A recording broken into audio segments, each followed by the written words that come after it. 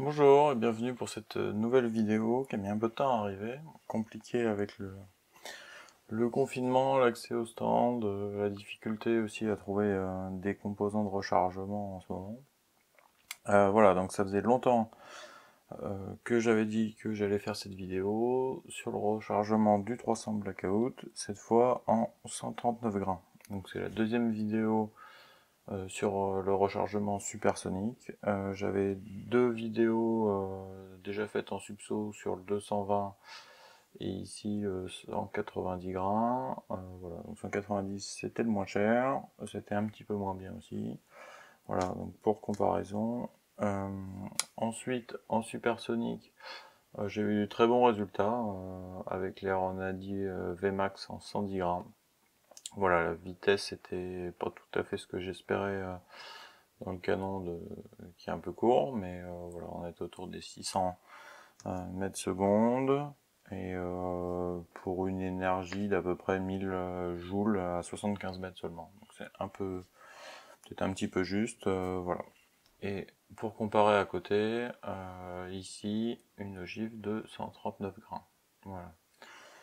Donc à titre de comparaison, voilà, un petit peu plus longue et un peu plus lourde surtout. Donc je vais vous présenter différents résultats que j'ai eus. J'ai passé pas mal de temps, c'était assez capricieux, voilà, pour trouver quelque chose de correct. L'avantage indéniable, bah, c'est le prix, hein, surtout comparé au Ornadi. Euh, donc là, ça revient à peu près avec les 139 grains à 40 centimes pour une cartouche. Donc c'est assez raisonnable. Voilà, donc je pense que on va dire sur le rapport qualité-prix c'est satisfaisant. Si vous voulez faire du tir de précision, bon, c'est peut-être pas le 300 Blackout le plus adapté. C'est pas forcément ces ogives qui seront les mieux. Mais en tout cas, bon rapport qualité-prix. Fonctionnement, aucun problème. J'ai essayé pas mal de rechargements différents, des escaliers de poudre assez longs. Aucun souci, ça a toujours bien marché. Pareil pour les enfoncements, je vais vous présenter un rapide topo, mais j'ai essayé différents enfoncements pour voir ce que ça pouvait jouer sur la précision, essayer d'améliorer un peu, donc aucun souci non plus là-dessus.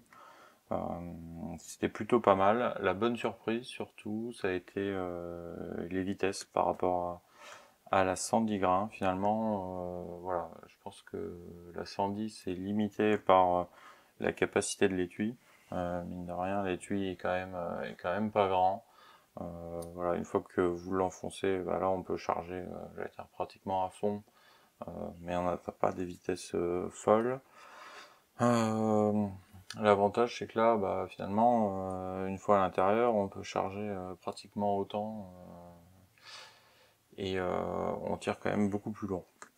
Donc pour un ordre d'idée de comparaison, sur la 139 grains, j'ai une V0 d'environ 530 mètres secondes, voilà, que j'ai réussi à avoir au maximum.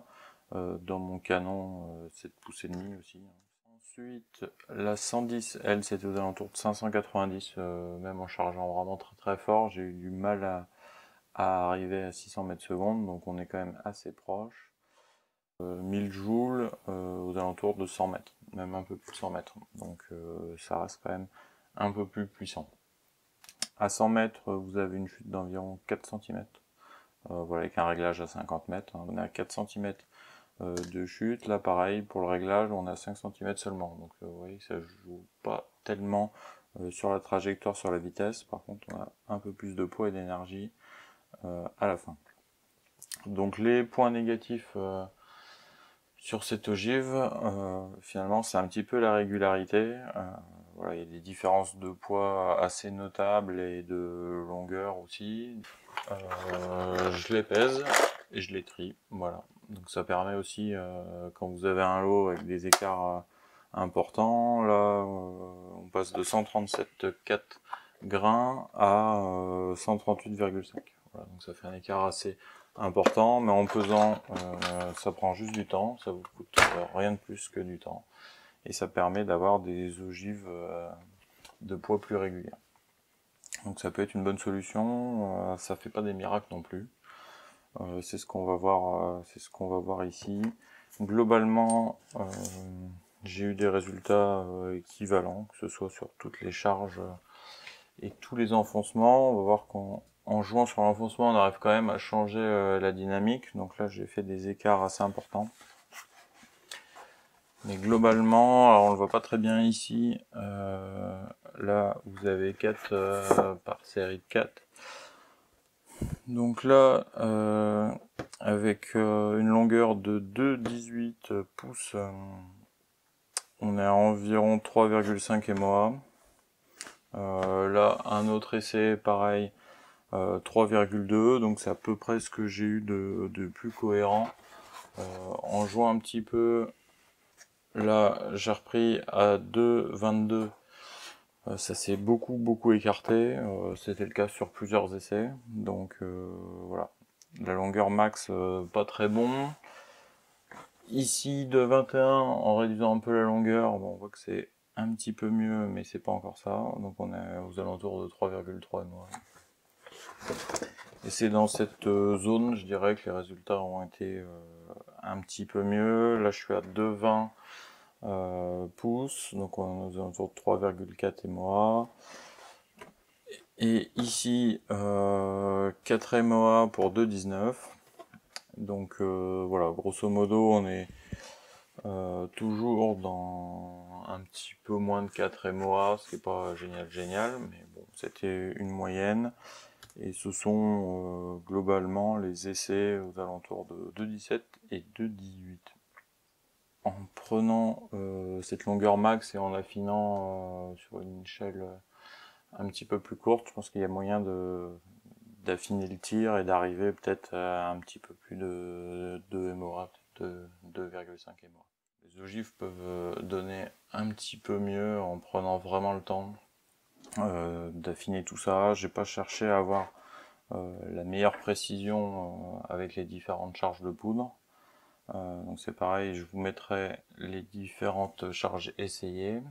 Donc pour info, j'ai commencé à 13,4 grains de N110 toujours. Là, ça tournait autour de 490 mètres secondes à 3 mètres. Donc 13,4, je suis passé des escaliers de 0,4 grains, donc 13,8, 14,2, ça permet de monter un petit peu, 14,6, là on était à 500 mètres secondes.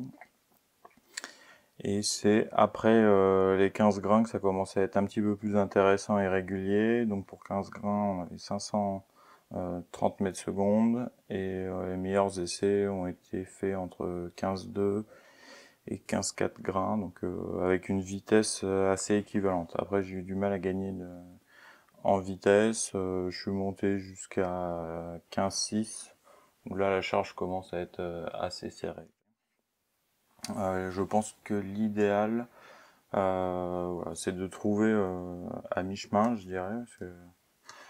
Là, on a du 110, 139, donc voilà, je pense qu'en trouvant quelque chose aux alentours de 125 grains, pas beaucoup d'ogives, c'est surtout pas le même prix.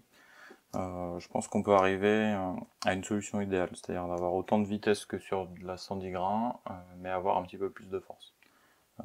Typiquement, voilà, c'est ce qu'on trouve sur du 762-39, on est aux alentours de 125-129 grains. Pour donner un ordre d'idée aussi sur une cartouche un peu plus vieille, sur du 30 M1, voilà, vous avez du 90-110 grains. Voilà, j'essaierai peut-être de faire des vidéos si possible, voir un peu les impacts que ça a, et la force dégagée. Je vous mettrai sur la vidéo aussi les essais qui ont été faits à 200 mètres sur des gongs en métal, où franchement on voit qu'il y a vraiment une perte d'énergie. On est bien en dessous de l'énergie d'une 222 ou 223.